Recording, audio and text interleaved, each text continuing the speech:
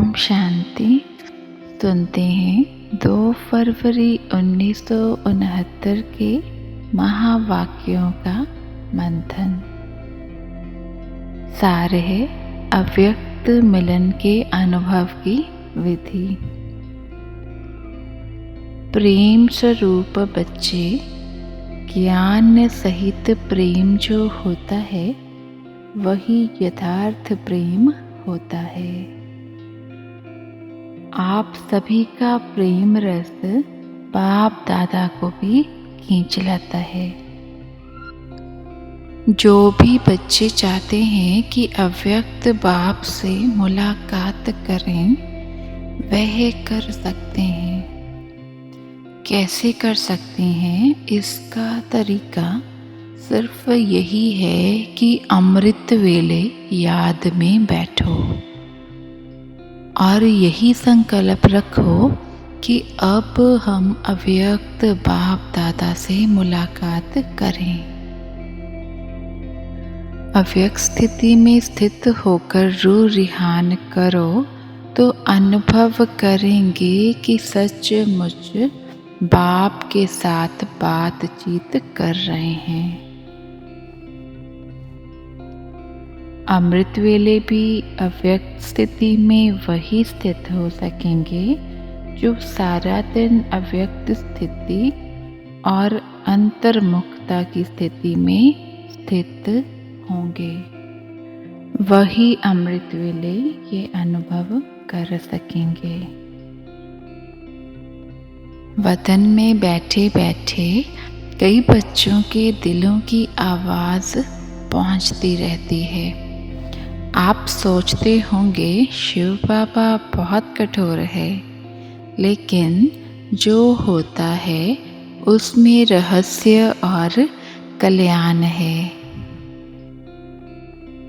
बाप दादा और बच्चों में एक अंतर है, वह है शुद्ध मोह में आते हुए भी निर्मोही हैं, और बच्चे शुद्ध मोह में आते हैं तो कुछ स्वरूप बन जाते हैं, या तो प्यारे बनते या तो न्यारे बनते।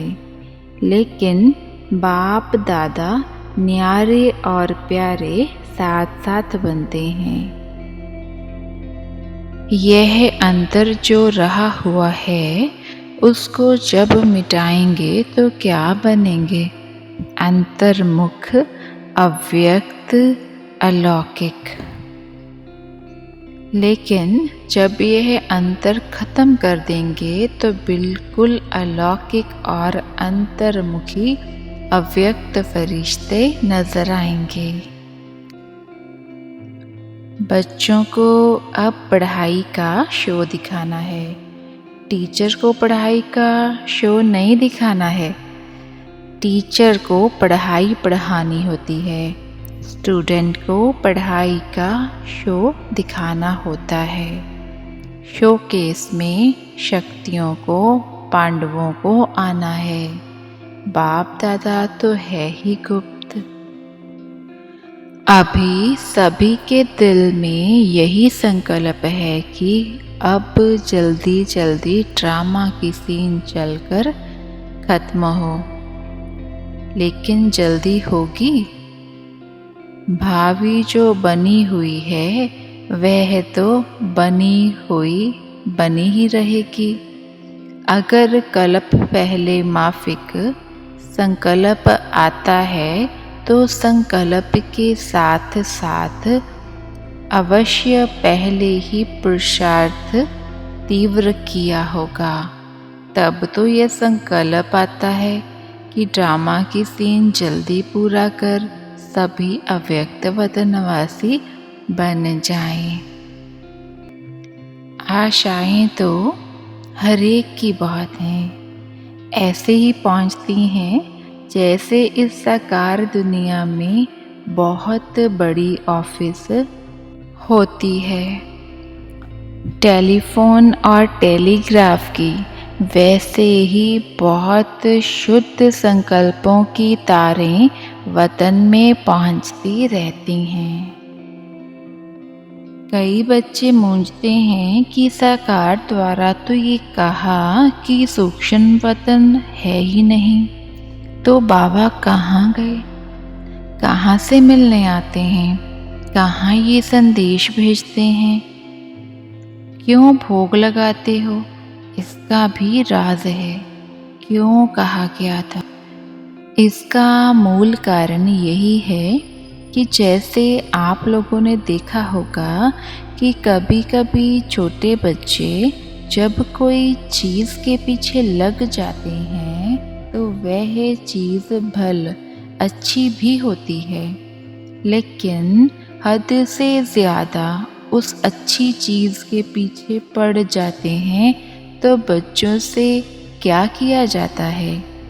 वह चीज़ उनकी आँखों से छिपाकर यह कहा जाता है कि है ही नहीं।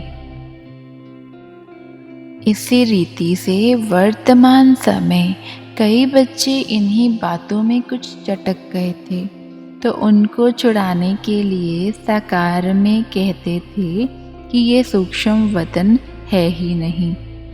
तो यह भी बच्चों को इस बात से बुद्धि हटाने के लिए कहा गया था, लेकिन इसका भाव यह नहीं है कि अगर बच्चों से चीज़ छिपाई जाती है तो वह चीज़ खत्म हो जाती है। नहीं, यह एक युक्ति है चटकी हुई चीज़ से छुड़ाने की। तो यह भी युक्ति थी। सूक्ष्म वतन है, लेकिन अब सूक्ष्म वतन में आने जाने के बजाय स्वयं ही सूक्ष्म वतनवासी बनना है।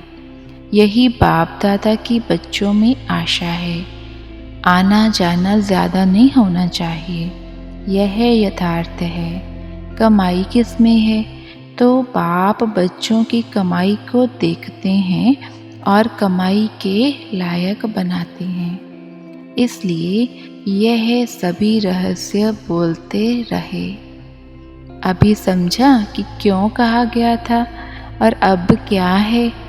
सूक्ष्म वतन की अव्यक्त अनुभव को अनुभव करो, सूक्ष्म स्थिति को अनुभव करो।